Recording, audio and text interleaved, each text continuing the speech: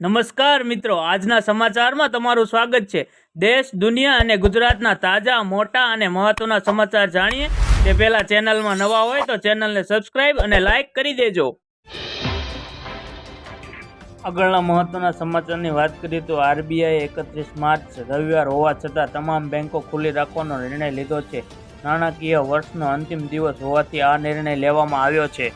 એક મોટો નિર્ણય લેતા reserve bank of India A 31 March રવિવારે પણ બેંકો ખુલ્લી રાખવાનો નિર્ણય કર્યો છે। આરબીઆઈએ સોશિયલ મીડિયા પ્લેટફોર્મ પર ટ્વીટ કરીને આ નિર્ણયની જાણકારી આપી છે।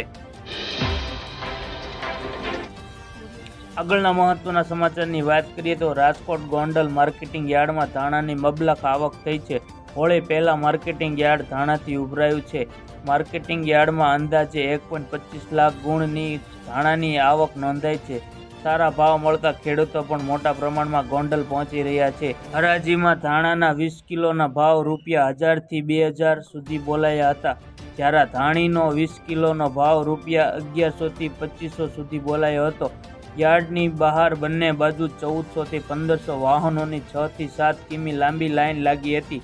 ધાણાની આવકને લઈને યાર્ડનું મેદાન ટૂંકું પડતા લોકોની દુકાન પાસે ધાણા ઉતારવાની ફરજ પડી હતી, જેથી યાર્ડના સત્તાધીશો દ્વારા ધાણાની આવકને લઈને બીજી જાહેરાત ન કરવામાં આવે ત્યાં સુધી આવક બંધ કરવામાં આવી છે।